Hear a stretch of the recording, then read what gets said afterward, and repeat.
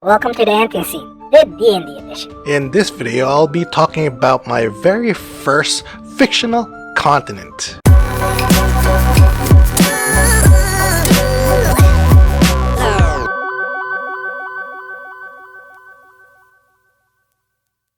So, Anthony, how's that world building? Any progress? Well, I've managed to draw up one continent. Wait, you only have one? I thought you're building a whole world. I am building a whole world, but for now, I'm focusing on this part of my world because most of the action is going to take place there. Besides, this homebrew I'm making, it's actually named after this particular location. Oh, right. What was it again? Was it Eberron? No. Was it Ravnica? No. Oh, it was Ebernica. Hey, it's my homebrew and I get to name it whatever I want. And I just couldn't think of any cool other titles back then. Pay no mind, Anthony. Ebernica is a splendid title. Now go on ahead and tell us about this fictional continent that you thought of. Well, okay, this continent that I'm thinking of is actually 3,800 miles wide. A person can walk across Ebernica coast to coast without any rest within a span of about 4 or more months. In comparison, the United States is about 2,800 miles wide when measured horizontally from the eastern seaboard to the western coast. So as reference, each square on this map's grid is about 100 miles.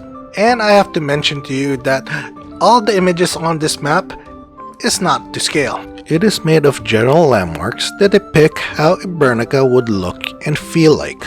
I did mention before in a previous video of mine titled My First Time Building a World that there were only 10 megacities that survived the last war and that they were controlled by 10 blessed houses along with the guilds that they supported.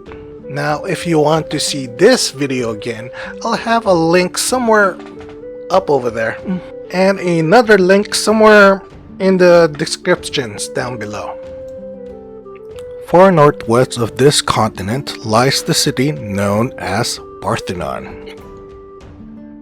Still recovering from the last war, you will see plenty of Greek and Roman-like architecture still being restored within this city. Nearly most of its population choose to stay indoors to escape the harsh cold winds that regularly rushes through this region.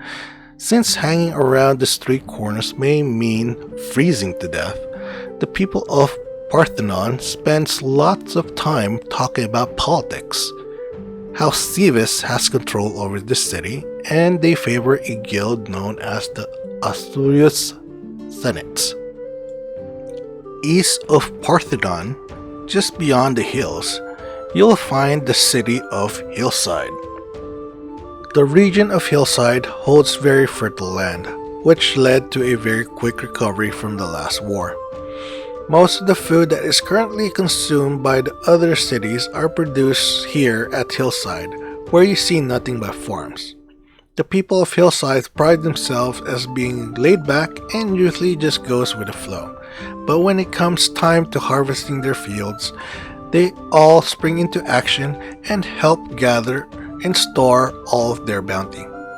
House Galanda controls this area, and the guild that helps them distribute their products is the Gulgari Swarm. Close to the central north, nestled between a lake and a mountain, you will see Cliff City. During the last war, Millsboro, a city built within a meteor crater, was flooded in and destroyed. The survivors rebuilt another city in close vicinity of an old castle-like mansion that was spared by the flood. Since there is too little space to expand, the population decided to make their homes within mountain caves as well as on the sides of cliffs. The people of Cliff City spend most of their times diving down into Millsboro and recovering lost items. House Thurman has control of this area, and they work closely with a guild called the Dimir. Well, that's all that I have for today. I'm still working on the details on all the other cities that I have on this continent. So that's 3 down and 7 more to go. Great. At this rate, you'll be done soon with your world building. Am I right? Well, I sure do hope so, because I am just borrowing a lot of materials from the books. But I think the hardest part of this is actually blending everything together in a cohesive story. Well, good luck with that. Thanks for watching this video. Don't forget to like, comment, and subscribe. Please tune in next time for part 2 of this video of my very first time creating a fictional continent. And we hope to see you In the dungeon someday.